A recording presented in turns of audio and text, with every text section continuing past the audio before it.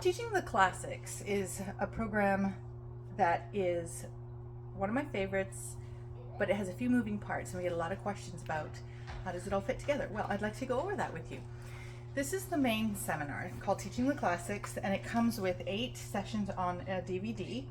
And what he does, Adam Andrews, he takes you on a journey on those 8 sessions through what he has figured out to be a great literary device to that you can apply to absolutely any book. Maybe it's Miss Rumphius, the picture book, or maybe it's something from Dostoevsky, which probably don't start with that, but you get the point.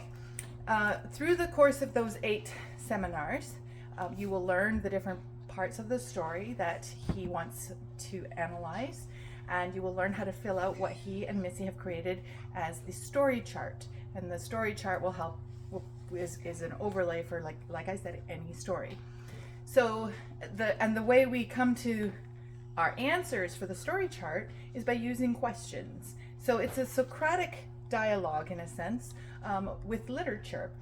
The seminar includes in the appendices the questions that you can ask for each book, and they are ranked in order from easiest to hardest. So some of these questions you can ask to kindergartner, and some of them you'd want to ask your high school students.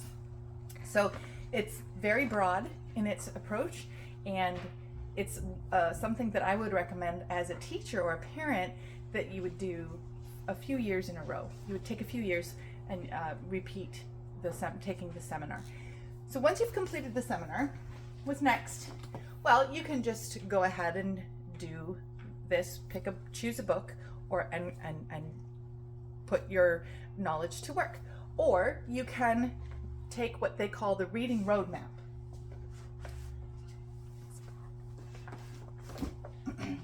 This book here, the reading roadmap, is like an answer key for a selection of books for each grade. So here's first grade, here's a selection of books. Here's the answer to what they have on their story chart, the plot, the theme, and instead of asking the Socratic questions to come to these answers, you can just have the answers here, and you can use the questions in such a way so that you get to these answers. It's a way of training yourself so that you know what the objective is as the teacher. So I find this to be a very handy book to get started on teaching the classics. And it also, because it includes titles you can use from kindergarten to grade 12, it's an excellent resource for any library. Then perhaps you want something a little more helpful. Perhaps you say, I don't want the answer. I want to know what questions should be asked to get to the answer. And that's where you would use the Ready Readers. So the Ready Readers choose a selection of titles, and this one has 5 different books.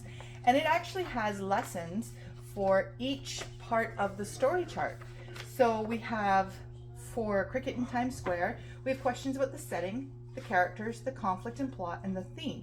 At the end of the lesson, so they're going to be asking the questions and giving you an idea of what you need to ask and what the answers might be. Of course, in a situation where you're using Socratic dialogue, you don't want to make your child or your student come to the answer. You don't want to lead them to the answer. You want them to arrive at the answer in their own minds, and that's the purpose of these questions. So I find sometimes the answer key version is a little bit too easy because we don't want to necessarily be told what to think. We want to be taught how to think, and I think these Ready Readers are much more appropriate for that. I've used the Ready Readers, and after taking the seminar for a few years in a row, and after using the Ready Readers, I found that I was definitely ready to teach this on my own without any of these devices to help me, and so the seminar itself has set me up and helped me so that I can go ahead and teach any book using the story chart and understanding what questions to ask.